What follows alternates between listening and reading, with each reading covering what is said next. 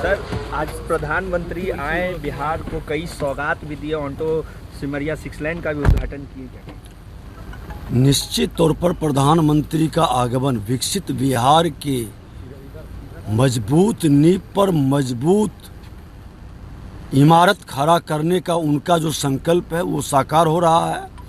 और एक तरफ पूरे बिहारियों के मन के अंदर उत्साह उम्मीद प्रधानमंत्री मुख्यमंत्री जी से है, दूसरी तरफ ये जंगल राज के युवराज, सोने के चम्मच लेकर जन्म लेने वाले और अनुकंपा की राजनीति कर परिवारवाद की जमींदारी को जागीर समझने वाले लोग बिहार में वातावरण दूषित कर रहे हैं।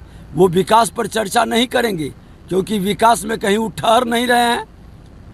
तो स्पष्ट है कि एक विकासवाद को बढ़ावा देता है, दूसरा परिवारवाद को बढ़ावा दे रहा है, एक राष्ट्रवाद को मजबूती दे रहा है, दूसरा राष्ट्रवाद को कमजोर करने में, संवैधानिक संस्था का अपमान करने में और संविधान को बदनाम करने में लगा है। पीएम ने ये भी कहा कि कुछ लोग जेल से सरकार चलाना चाहते हैं, इसलिए विरोध कर रहे हैं। निश्चित तौर पर आज उनका भाषण पूरी तरह से ऐतिहासिक है क्योंकि अपराध पूरी तरह से कमजोर तंत्र को करता है और जो अपराधी हो, भ्रष्टाचारी हो, वो जेल में रह के शासन करे, ये संविधान का मजाक है।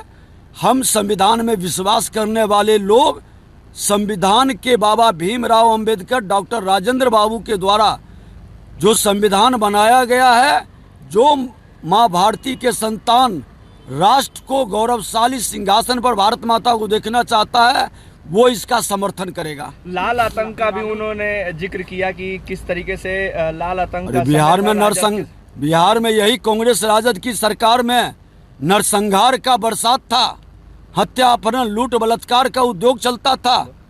आज बिहार में सुशासन है, डबल इंजन की सरकार है, विकास की रफ्तार है। लालू जी ने कहा है कि नीतीश कुमार राजनीति पिंडदान करने गए पीएम मोदी। लालू यादव जी हमेशा बिहारियों का लिए अभिशाप रहे, बिहारियों को बदनाम किए, बिहारियों का मजाक बनाए और अब तो सांस्कृतिक विरासत पर भी उनका जिस तरह का वक्तव्य आता है, उनका पुत्र भी उनके संस्कार और संस्कृति से बाहर हो चुके हैं, तेजस्वी यादव जी। इसलिए उनके बयान को अब कोई गंभीरता से नहीं लेता। अब उनके पुत्र से मुक्ति, पिंडदान का मुक्तिदान मिले, अब उसकी लालसा में बैठे हैं वो।